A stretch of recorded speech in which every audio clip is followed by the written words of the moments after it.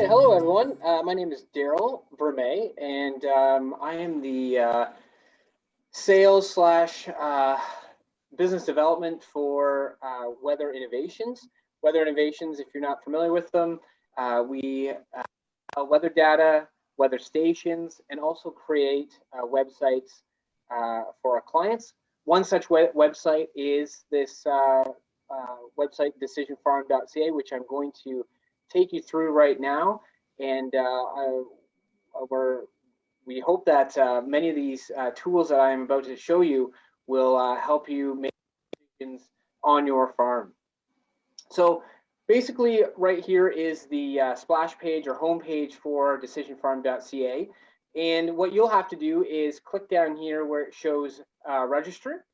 And from there, you'll just fill that all out, click on the agree boxes, and then you'll click register.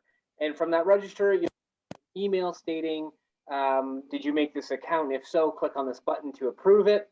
And then you'll come back to this right here, the home page, and you'll want to click in your email address as well as the password that you created.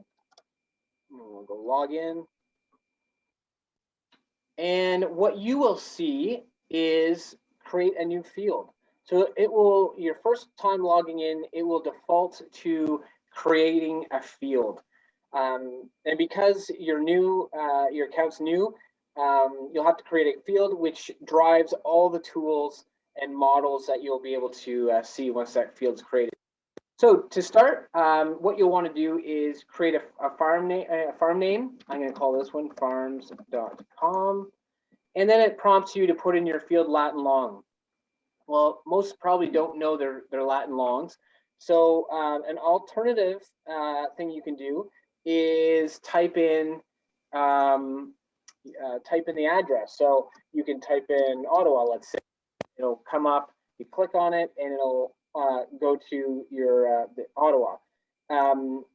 Or what I like to do is, just kind of know basically where it is and where my farm is located, like a close by town. Zoom in, and then let's say it's this nice rectangular piece here. Click on that, and you'll see it updates our field lats and longs. So once that's done, you'll do your soil type. I'm going to say loam here. Your crop type. We have the main ones at the top, which most clients click on: the corn, soybeans, sugar beets, tomatoes, and winter wheat. And then we have a plethora of other ones. So alfalfa, specialty crops, barley, and whatnot. I'm going to click on soybeans. It'll prompt you for a seed company. And I'm going to, so as you can see, there's numerous ones here. I'm going to click on make. You have to remember to do the company variety. Sometimes people miss that one because it's off to the side here.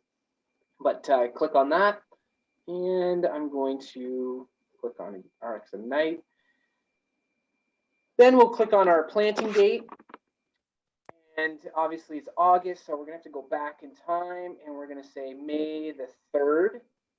And I will submit this.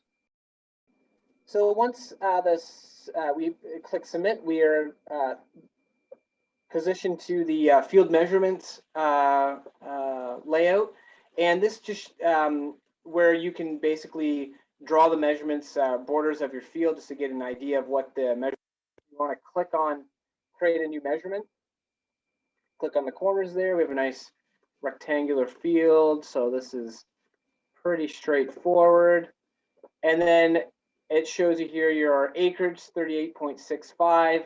And you can, if you don't like that, you can cancel it, or you can just click finish. You can also skip this. So if you don't want to do your measurements, you can do that as well. And then we'll just submit that. So it brings us to our field view. So right here, the soybean field view, which is our Farms.com location. It'll show us the information, general information of that field that we created. Shows us our forecast. So this is today's forecast, and then it shows the hourly, what to expect. You can also toggle over to the 6-day forecast. So it gives you some basically a week in advance what to expect for the week coming up for that location. Our seasonal reports, so we have our crop heat units, growing degree days, and precipitation. And for each of them, it'll show you where you're at when compared to the 30-year normal, and where you're at compared to last.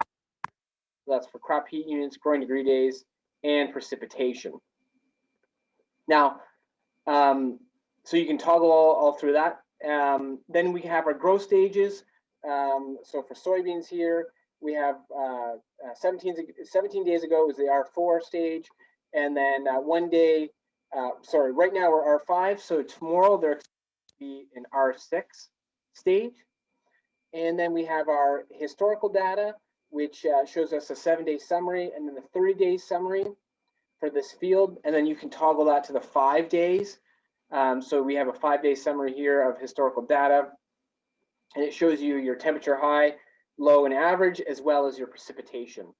And we have our Environment Canada radar to see any systems, weather systems that might be coming up. So anytime on this, you can actually click on the underlined titles, and that'll actually bring you directly to the data where you can drill down a little bit better. So let's hold off on that. What I'm going to do first is show you the overall view. So I've already showed you the actual field view. I'm going to show you the overall view. So the overall view shows you all your farms that you've plotted. So right here, you can see numerous farms that I have here. I plotted, and if you click on the calendar here, you can actually view all your farms and the data that comes up there. Sorry, here we go. So all the farms and what to expect, not only in the past, you can go back in time, or you can go up in the future and see what are we expecting for the crop stages, for precipitation, percentage of precipitation, weather, and then also insects for scouting. So this is just kind of a nice snapshot to have of all your fields that you've plotted. So if we go back to the map tab, I was on the calendar tab there to show you, but now we're going back to the map tab, and this shows the farm that you're on. So right now I'm on a home farm. Go to the Farms.com one, and that'll flip. It'll bring us to the field view, but you can go to overall view and view that as well. So Farms.com there. And then what happens is you have that overall view of the quick calendar here, if you will, and that shows you what to expect for the next couple days, as well as scouting. So right now we're looking at Japanese beetles, and then what stage for this is your corn. And then also you'll have here on this map is just the weather for the surrounding area. As you can see, it's bright and sunny and pretty hot. We're looking around 28 to 29. You can zoom in and see that I have fields plotted here. So you can see how I have some fields here. You can click on those fields and it'll change your view to the side here. And you can kind of do another overview of those fields that way too. So if I go zoom back a little bit more, so we have these weather conditions. So right now we're on temperature, but we can toggle to percent of precipitation and get an idea of what's going on right now. Obviously it's clear sunny skies, so we're not having any precipitation. All right, so I've shown you some of the overview of the fields that you plot. Let's go into the actual and tools. I'm going to quickly go on to the forecast data. So right now, here's what our forecast data looks like. And this is, again, just for this field. You can flip to whatever field you want, and it'll change how the graph looks like because it's pulling from a different field. So from this, you can toggle between hourly and daily forecasts. So for our daily here, we have our relative humidity and our max and min temperatures. And then our yellow bars here are the precipitation that we're expected or forecasting in the future. And then we can also drill down into the actual data, and it shows you some, again, the min temperature and max temperature in the rain and our relative humidity for this location. Our next one I want to take you through is the, as you can see here, before I go on, we have a plethora, many models and tools that helpful for making decisions on farm. Unfortunately, I only have about 20 minutes to discuss it, so I unfortunately can't get through to all of them, but I'm just going to hit the top ones that are used most often. So I'm going to go to historical data. It's very similar to the forecast data in that you can change again daily to hourly. You can have your start date. I'm going to say let's back in time. So we can start from May 1st, let's say, and then we'll submit that, and we can actually have our historical data going back to, in this case, May 1st, and it'll have your average temperature, your relative humidity, and your precipitation for that. We can look at growing degree days and crop heat units next.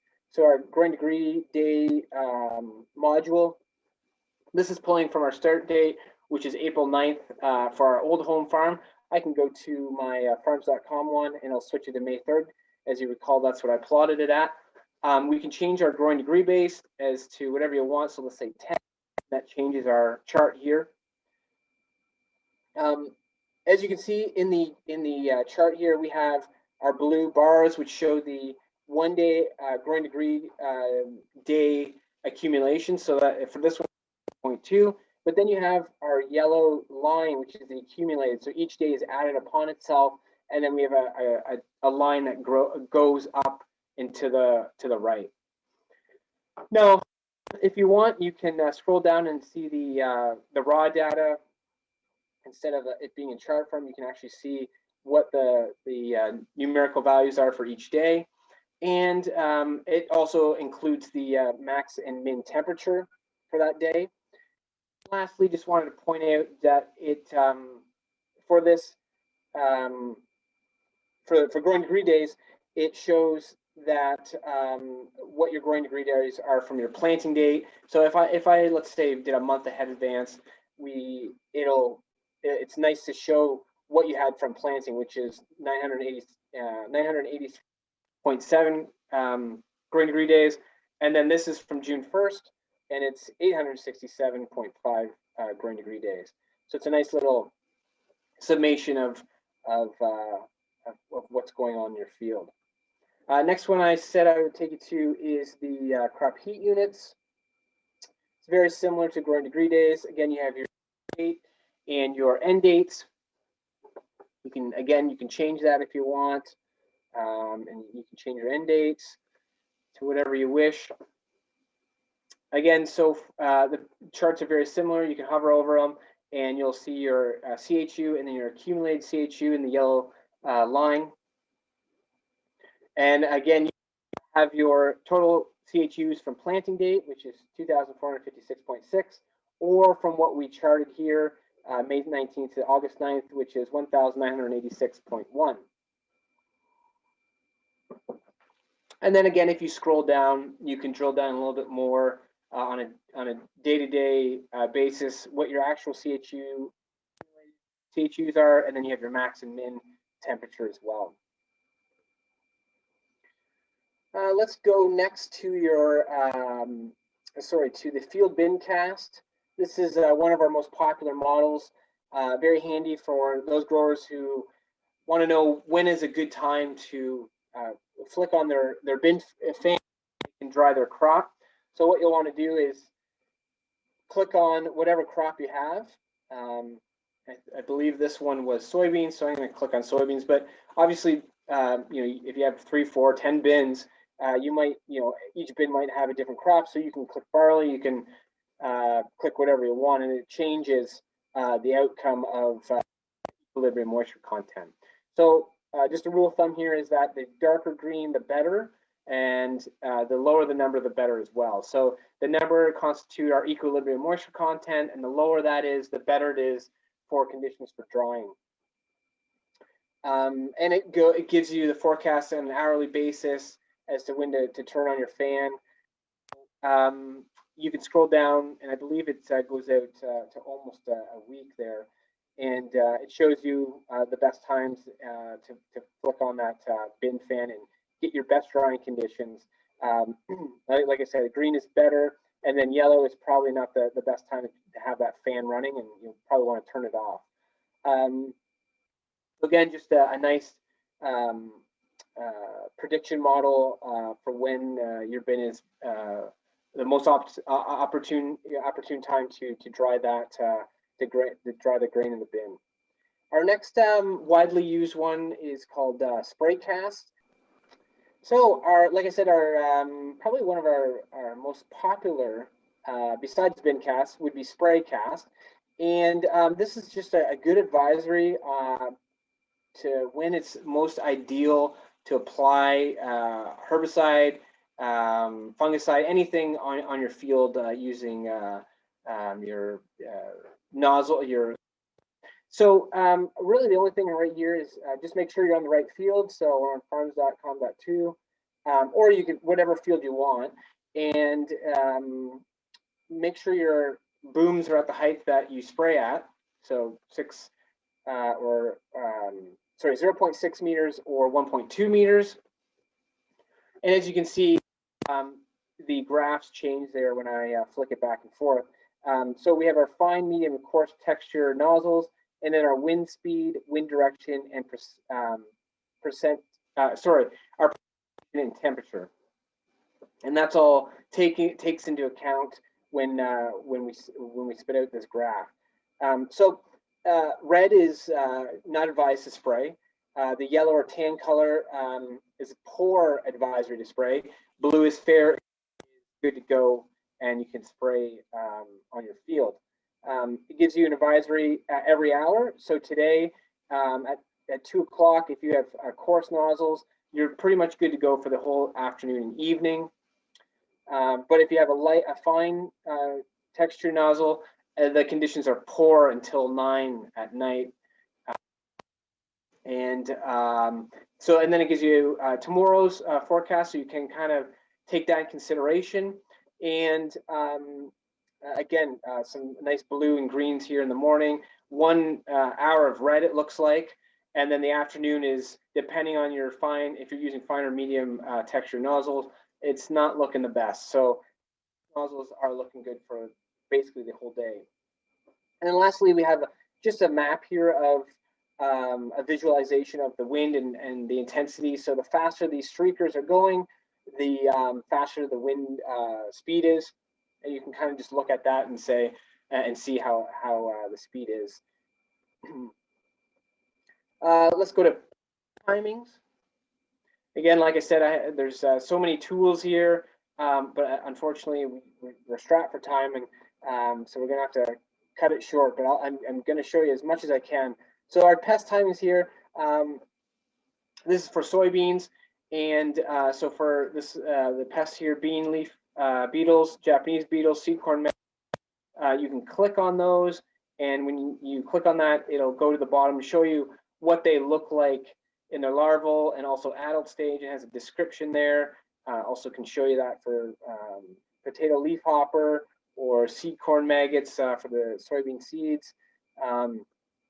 So again, it's just an advisory of when maybe one shooting, your crop, and then what else? What does it look like? Should you be should you be scouting now, or if you hover over it, it gives you the start and end dates. And also, obviously, it also shows that for all your, so if you have corn, it'll show all the insects for that as well, and you can click on those. Lastly, I'm just going to go to growth stages quickly, and basically it gives you a quick visualization of what stage your crop is at for that field. So this, we have corn for right now. You can see right now we're at the R4 stage. R5, we're going to expect that at August 28th. So in the future, it kind of gives you an idea of what that looks like. And then maturity R6 is September 10th. You can also go back in time. You can click on these icons to go back faster. And again, it just gives you a nice idea of when that corn was at, what stage. So I can go to soybeans and give you the same sort of idea. And we can kind of go back, like I said, and also forward. And it gives you, again, a nice idea of what it looks like. All right, so that's basically what I can show you today.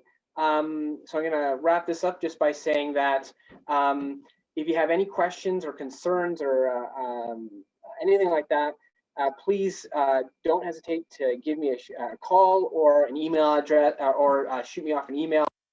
I can get any of those questions and concerns about you plotting any of your fields, or if you just wonder, hey, I have a model in mind, can we create a model? And we definitely do customized models as well. So thanks for listening, and have a good day.